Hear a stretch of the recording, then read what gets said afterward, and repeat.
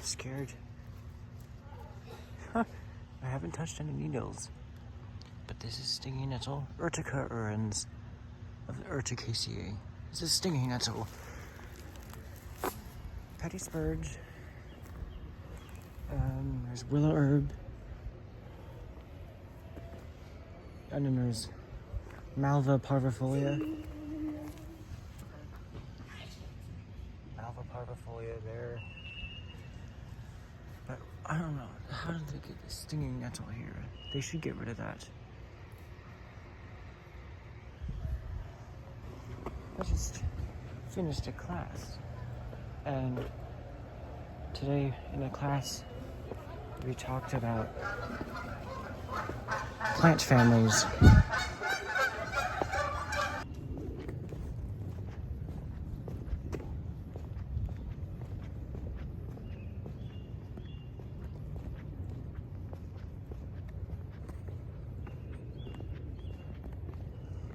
All the bird sounds echo like crazy around here.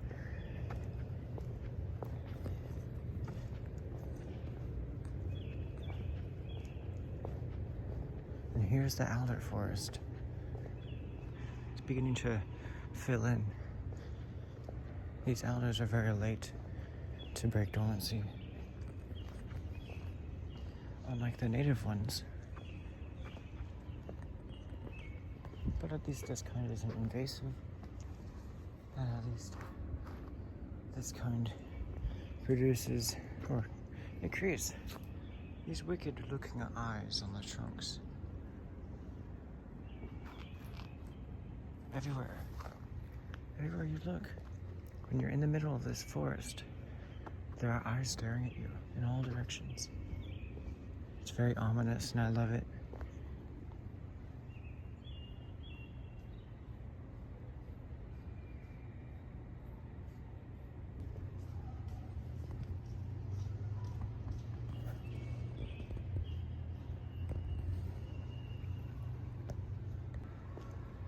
The ginkgo has changed. They're leafing out. I don't see any flowers. I don't know what the flowers look like. We could find out. No, I don't see any. I don't know. Well, I mean, they are an angiosperm. They're not like most other deciduous trees. But I think all as far as I remembered that. Look at all the fruit on the ground. They only form really close to the trunk. I don't know how that works. I think they work like pines and spruces and firs more than any other deciduous tree. Artemisia. Remember the sunflower family? I think it's native to like the Middle East or something. There's a whole bunch of other plants that are native to California that are much better than this. And then this is a water oak, I believe. It's an evergreen. Look at how many branches it produces in one growing season. Those are all, this is from where my fingers are. That's all this year's growth so far. And it will keep growing quite a lot. Maybe it grew up to here at first and then it stopped growing over a little bit and then it started growing once again. And then that's why it produces all these branches. The European ash, they're all leafing out. And then the cottonwood is leafing out. The actual tree. It has finished flowering, I think. And the next times I go here, especially in like early May, it will be seeding, and then I can collect some seeds. Maybe I can try planting them and sprouting them. I don't know how I will do that. The Chinese pistache, Pistachia chinensis, is in the sumac family, Anacardiaceae. Hence why it gets its fall colors, and why it has pinnate leaves, and why it has the fruits and flowers that it does. except these ones happen before the leaves come out, which are just starting to come out. The true sumacs, they sprout their leaves after the growth has stopped on the shoot. Some of them have pale looking flowers, and some of them have dark looking flowers. And I think because, I don't know, if pistachio, or the genus Pistachia, if that is a dioecious plant, or like you have a one tree that is like female and the other that is male, if that's what's happening here, probably is. Because I do definitely notice that,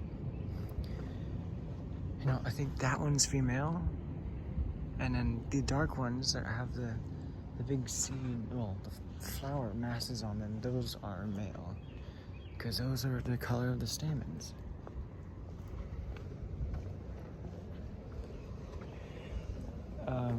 Yeah, the Malva parvifolia has become an invasive. Gotta trim back this Artemisia, and there's a strange bug, just, I don't know, just committed kamikaze into the wall. I don't know, I'm just watering. Podocarpus is the earliest, well, one of the earliest lineages of conifers. I can turn on flash. So here, it's the earliest lineage of conifers. Even though it looks nothing like a conifer, but you can see that it does have conifer. Male flowers, and then the female flowers. I don't know, or somewhere, I don't know. Those look like male flowers. They look very similar to modern conifer flowers. Ulmus parvifolia. I was almost about to say Ulmus chinensis, which would honestly make more sense because this is a Chinese elm. Let's take the wheelchair-friendly route. So here are the male flowers of this Chinese pistache. Supposedly, I mean, if this is dioecious, that would be so. I'm really leaning towards that possibility. Acacia, I don't know. It could be Acacia prostrata if there's a such thing. Because prostrate, and I'm not saying that other word, that means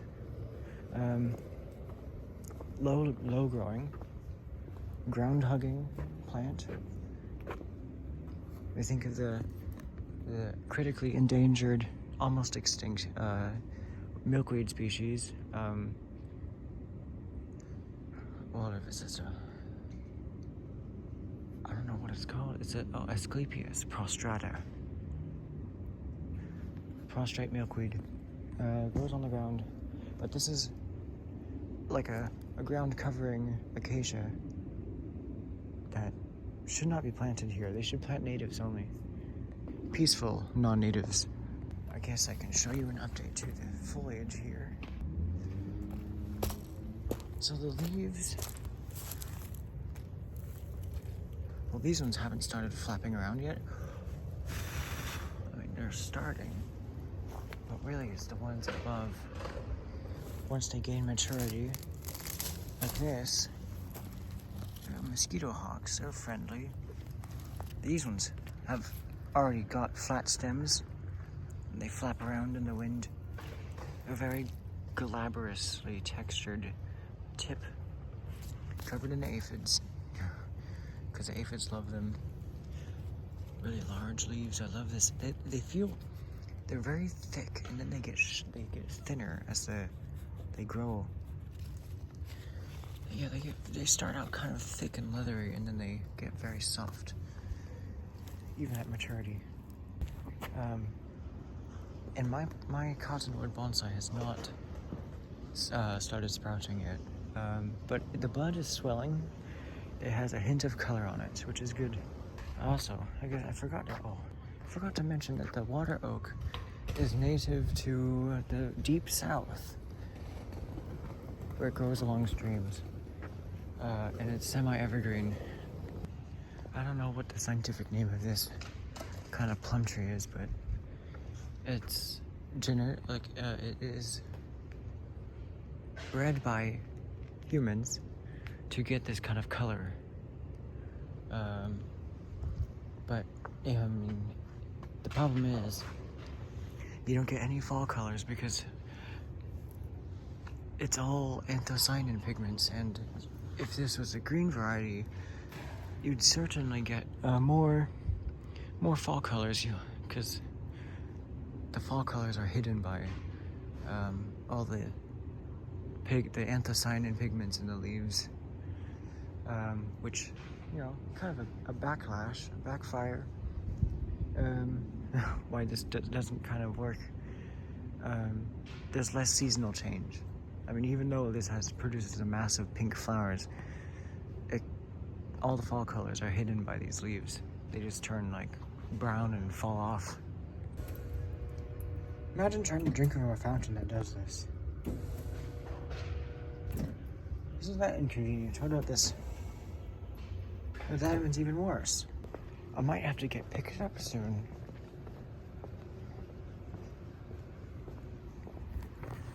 I forgot to mention. Hello everyone. Welcome to the Watch Poplars. I'm here at the college campus again. Yeah, I'm so excited to be back here, back at school. Back to where I can see my plants. Wow. Ficus carica. It's the only ficus that can tolerate 14 degrees Fahrenheit. It's the hardiest ficus of all. Mulberry family, Moraceae. I don't know if it does grow aerial roots for humid conditions, but it's native to areas that don't get hot enough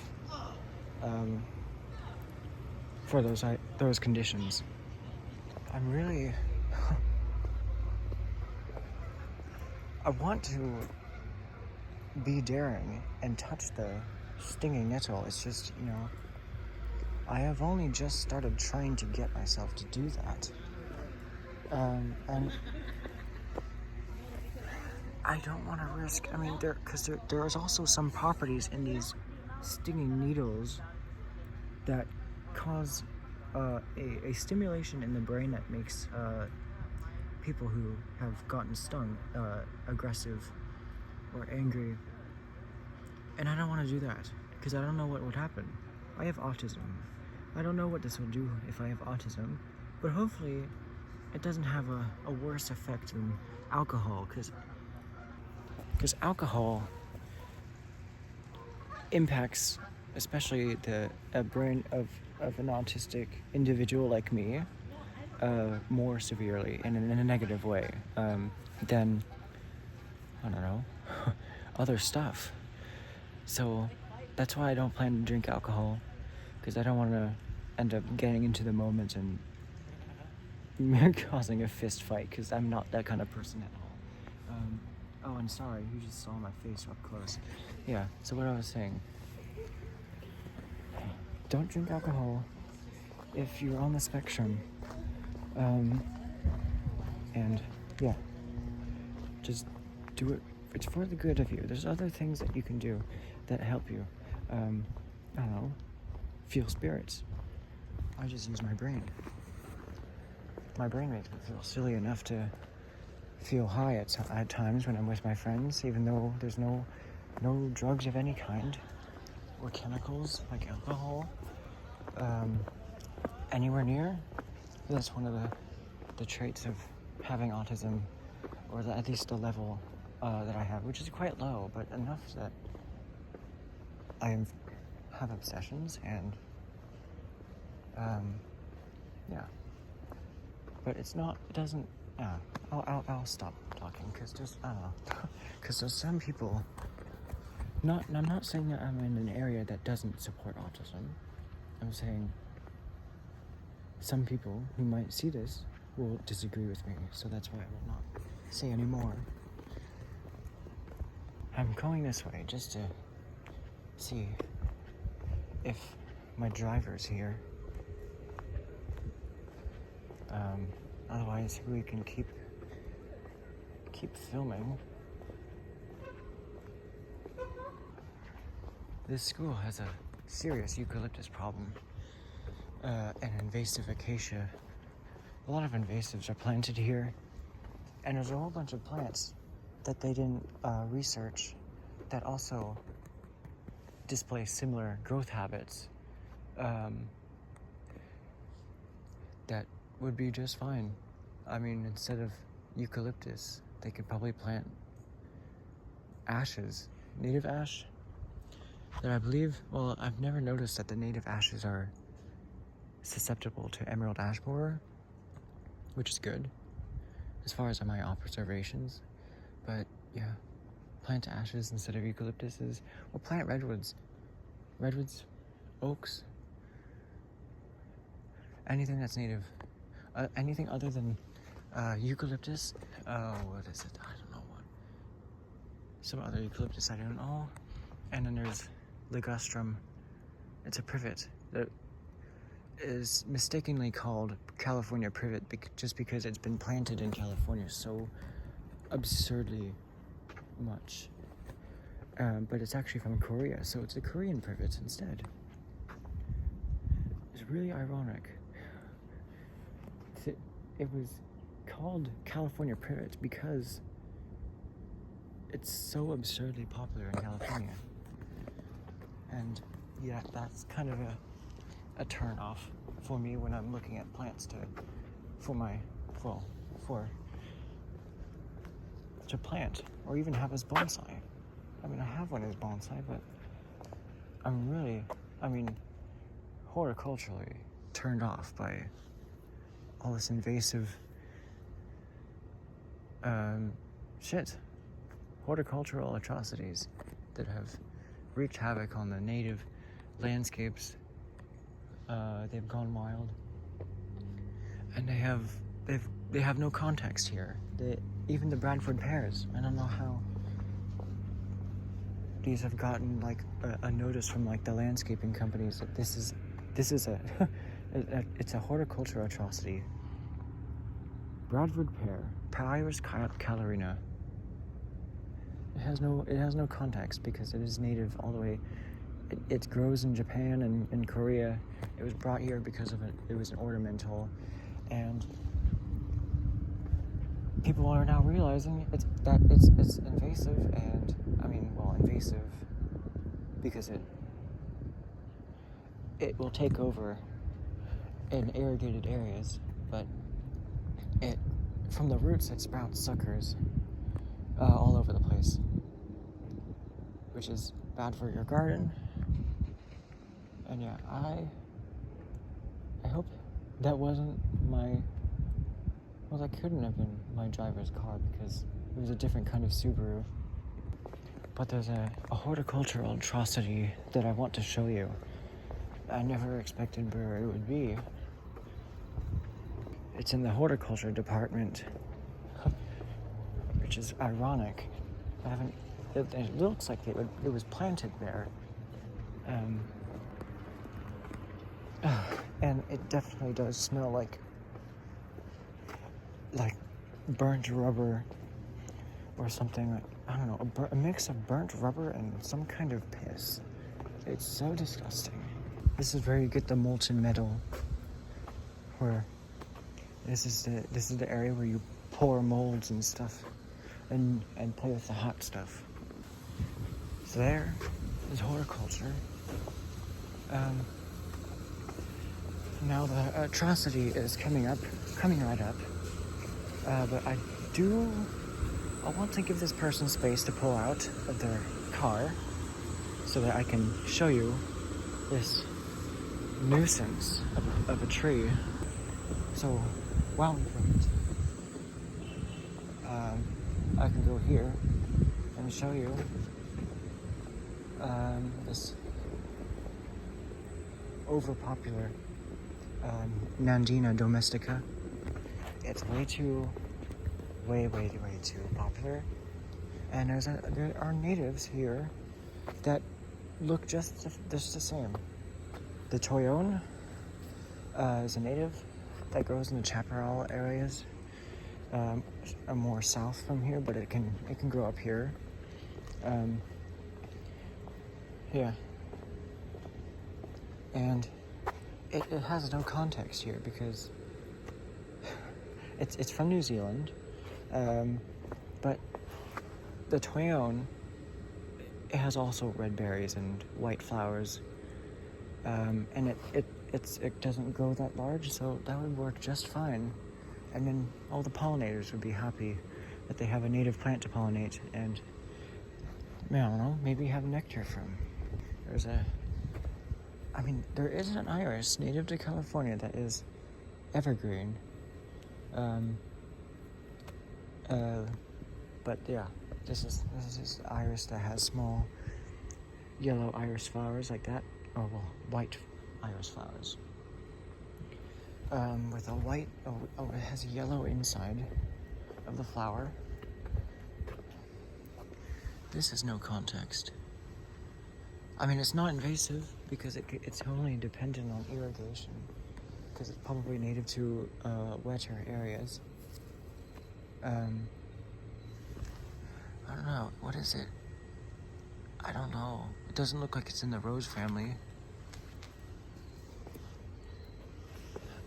Because while it does have 5 petals, it just doesn't have the same interior floral morphology as members of the rose family. I don't know. They could plant something else. Something else that works. Like, I don't know. There's probably other things that look like this that are native to California. And people are not willing to open their eyes to what actually matters. A lot of people, even though they say that they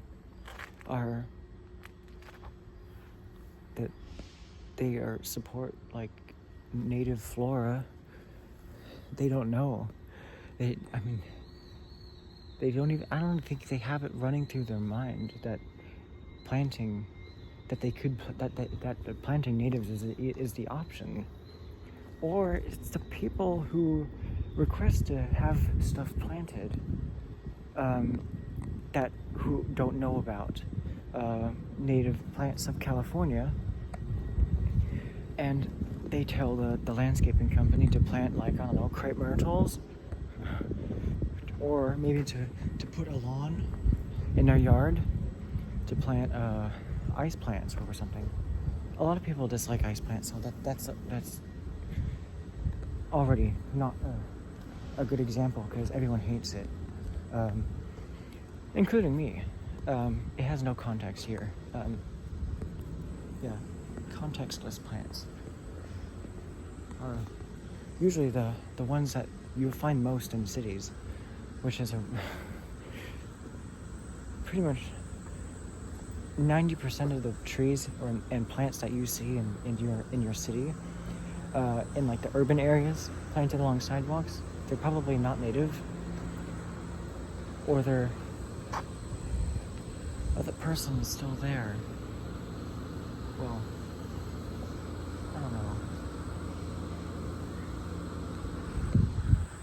I don't know. It was tree of heaven, Ailanthus altisma, tree of hell, more like. So, don't call it tree of heaven, even though that's what everyone calls it. Just call it the tree of hell because it smells like hell, and it grows like hell, and it takes over like hell, and it sprouts out from the ground, rhizomes, big roots that have nodes for vegetative buds that sprout new trees, and so you get a whole forest of one individual, like aspen trees, except worse. Nowhere close to aspen trees. Ailanthus altisma is in the maple family Sapondaceae, which is a family known for a plant that is useful for making soap. And yeah, I'll see what new location these new shoes can take me before my driver has to pick me up. If you're wondering why I do not drive, it's because I have too much going on. A college class. I don't have any time to work on studying for my DL or my permit. But I've taken that class for the purpose of opening my eyes to college horticulture. So beside the generator here, there is this plant here, Ailanthus altisma of Sapondaceae, and I don't want to get it close to this car because I don't want to look like I'm taking advantage of the car. But this is tree of hell. Stop calling it tree of heaven. It doesn't work. Well, I gotta go because my driver's here. I gotta leave. So that is all for today. Thanks for joining me here. Well, I don't have time to go to the cottonwood, so this is, yeah.